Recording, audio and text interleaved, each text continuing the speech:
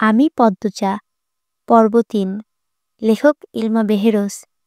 আপা, স্কুলে যাবা না? পূর্ণা পদ্মজাকে জিজ্ঞাসা করল। যাব। তাড়াতাড়ি করো। তাড়া দিয়ে পূর্ণা বাড়িতে ঢুকল। পদ্মজা বাড়ির পিছনে নদীর ঘাটে উদাসীন হয়ে বসে আছে। এই নদীর নাম মাদিনী। গ্রীষ্মকাল বিদায়ে ৩ সপ্তাহ চলছে। এখন বর্ষাকাল। মাদিনীর জলে কানায় কানায় ভরে উঠেছে। সে যেন স্রোতস্বিনী। ঘোলা জলের একটানা স্রোত বয়ে যায় সাগরের দিকে। উজান থেকে ভেসে আসছে ঘন সবুজ কচুরিপানা। পদ্মজার এই দৃশ্য দেখতে বেশ ভালো লাগে। নিষ্পলক চোখে তাকিয়ে আছে মাদিনীর স্বচ্ছ জলের দিকে। মাদিনীর বুকের ওপর দিয়ে একটা লঞ্চ যাচ্ছে। লঞ্চ দেখে ১ মাস আগের ঘটনা মনে পড়ল তার। সেই দিন রাতে হেমলতা ছুরি ধার দিয়ে রুমে ঢুকে গেলেন। পদ্মজা কাপা পায়ে রুমে ঢুকে বিছানায় শুয়ে পড়ে। কিছুক্ষণ পরে ঘুমিয়ে পড়ে। এরপর স্কুল থেকে বাড়ি ফিরে নামাজ পড়ে খেতে বসল। তখন হিমেল হন্তদন্ত হয়ে বাড়িতে ঢুকে। হিমেল হচ্ছে হেমলতার ছোট ভাই। আপা, এই পদ্ম, আপা কই? হিমেলের কণ্ঠ। কি হয়েছে মামা?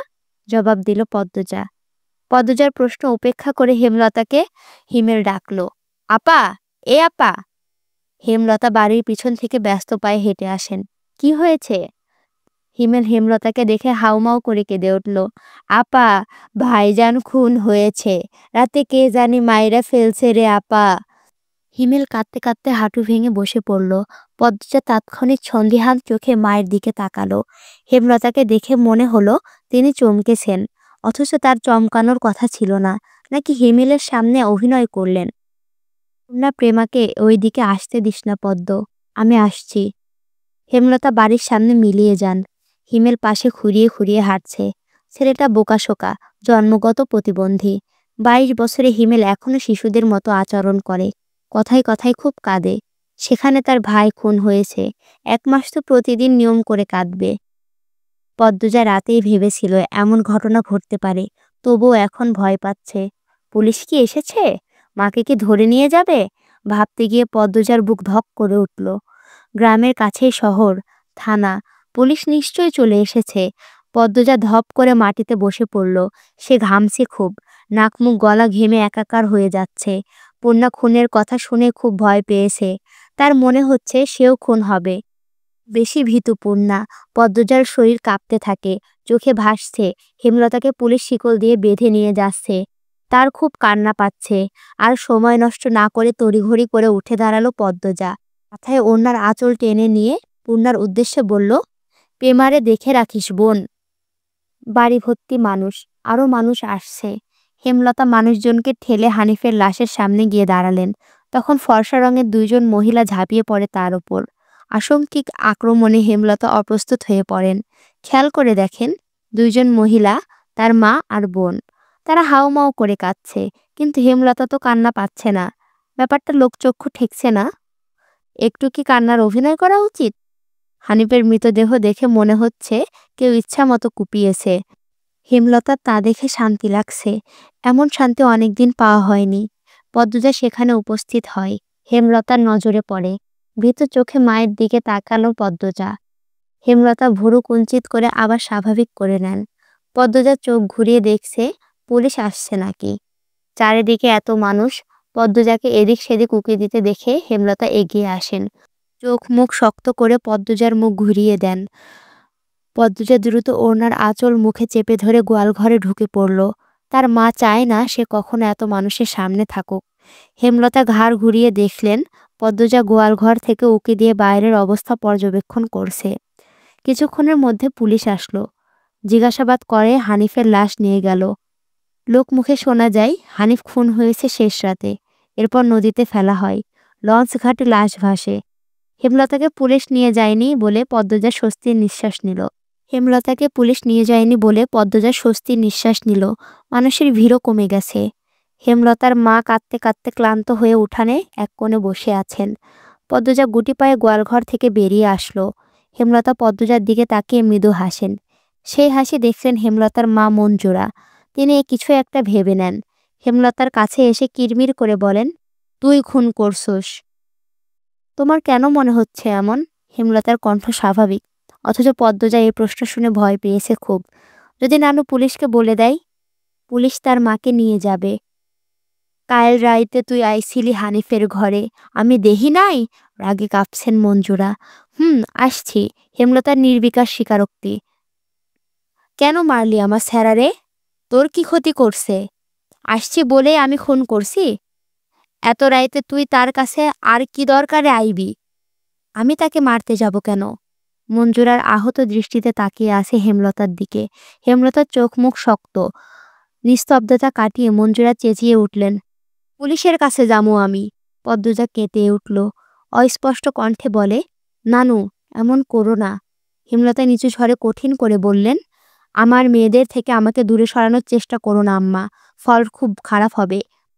পদ্মজার মনে হলো মঞ্জুরা ভয় পেয়েছেন। মঞ্জুরা সবসময় হেমলতাকে ভয় পান। তিনি চুপসে যান, শুধু ঘৃণা ভরা দৃষ্টি নিয়ে হেমলতার দিকে তাকিয়ে থাকেন। পদ্মজা বুঝে উঠতে পারে না তার নানু কেন ভয় পায় মাকে। মায়ের অতীতে কি ঘটেছে, কেন তিনি এমন কাঠঠোঁটা? ছেলের খুনিকে কোনো মা ছাড়ে? নানু কেন ছাড়লেন? মেয়ে বলে, নাকি অন্য কারণ? কোনো উত্তর নেই। এসব ভাবলে উল্টো মাথা ব্যথা ধরে। অন্য ৮-১০টা পরিবারের মতো কেন না তারা? নাকি গোপনে সব পরিবারে এমন জটিলতা আছে? প্রশ্ন হাজারটা, উত্তর কোথায়? সেদিন রাতে খাওয়ার সময় হেমলতা নিম্ন স্বরে পদ্মজাকে বললেন, পদ্ম। জি আম্মা। আমি হানিফকে খুন করিনি, কারা করেছে তাও জানি না। কথাটি শুনে পদ্মজা খুব চমকায়। তার মা তো মিথ্যা বলে না। তাহলে কারা খুন করলো? পদ্মজা প্রশ্ন করল, তাহলে শেষ রাতে মামার কাছে কেন গিয়েছিলে আম্মা? হেমলতা জবাব দেননি। খাওয়ার ছেড়ে উঠে যান। পদ্মজার ভাবনা সুতো কাটল কারো পায়ের আওয়াজ শুনে।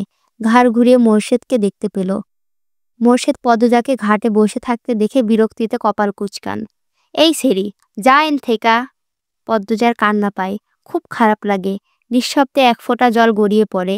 তা আড়াল করে ব্যস্ত পায়ে বাড়ির ভিতরে চলে যায়। কয়েক মাস পর পদ্মজার ম্যাট্রিক পরীক্ষা। ৩ বোন বই নিয়ে সড়কে উঠল। পদ্মজার কোমর অবধি ওড়না দিয়ে ঢাকা। পূর্ণা এক নাগারে বকবক করে যাচ্ছে। স্কুলে যাওয়া অবধি কথা বন্ধ হবে না। মাঝে মাঝে জোরে জোরে হাসছে। মেয়েটার হাসির রোগ আছে বোধহয়। একবার হাসি শুরু করলে আর থামে না। পদ্মজা বারবার বলছে, আম্মা রাস্তায় কথা বলতে আর হাসতে মানা করেছে, চুপ কর না। তবুও পূর্ণা হাসছে। বাড়ির বাইরে এসে সে মুক্ত পাখির মতো আচরণ করে। তাকে দেখে মনে হয় খাঁচা থেকে মুক্ত হয়েছে। পদ্ম, ওই পদ্ম, খাড়া। পদ্মজা ক্ষেতের দিকে তাকালো। লাবণ্য ক্ষেতের আইল ভেঙে দৌড়ে আসছে। লাবণ্য আর পদ্মজা এক শ্রেণীতে পড়ে। লাবণ্য কাছে এসে হাঁপাতে থাকলো। শান্ত হওয়ার পর 4 জন মিলে স্কুলের উদ্দেশ্যে হাঁটা শুরু করলো। বাংলা পড়া শিখে এসছি আজ? পদ্মর প্রশ্ন অগ্রাহ্য করে লাবণ্য বলল, আরে সেরি, বাড়িতে শুদ্ধ ভাষায় কথা কইলে বাইরেও কইতে হইব নাকি? আমি আঞ্চলিক ভাষা পারি না। লাবণ্য অসন্তোষ প্রকাশ করল। সে অলন্দপুরের মাতব্বর বাড়ির মেয়ে। তাদের বাড়ির সবাই শিক্ষিত। তবুও তারা আঞ্চলিক ভাষায় কথা বলে, পরিবারের 2-3 জন সদস্য ছাড়া। আর পদ্মজাত 14 গোষ্ঠীর সবাই মূর্খ, 2-3 জন ছাড়া। তবুও এমন ভাব করে আঞ্চলিক ভাষা পারে না নাকি। সত্যি আমি পারি না। ছোট থেকে আম্মা শুদ্ধ ভাষায় কথা শিখিয়েছেন। উনিও বলেন, তাই শুদ্ধ ভাষায় কথা বলতে আরাম পায়। পূর্ণা তো পারে, আমার চেষ্টা করতে ইচ্ছে হয় না। আইসা বাদ দে। শোন, কাল আমরার বাড়িত নায়ক নায়িকারা আইব। পূর্ণা বিগলিত হয়ে প্রশ্ন করল, কেন আসবো? কোন নায়ক?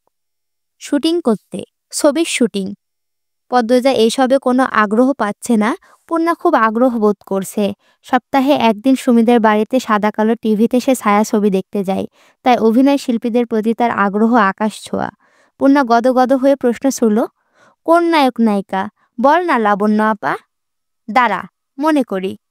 পূর্ণা কৌতূহল নিয়ে তাকিয়ে আছে। লাবণ্য চোখ বুজে মনে করার চেষ্টা করলো। এরপর মনে হতেই বলল, লিখন শাহ আর চিত্রা দেবী। আমার ছবির নায়ক নায়িকা। হ। স্কুলে যাওয়ার পুরোটা পথ লাবণ্য আর পূর্ণা ছায়াছবি নিয়ে আলোচনা করলো। মূল বক্তব্য ছিল লিখন শাহ।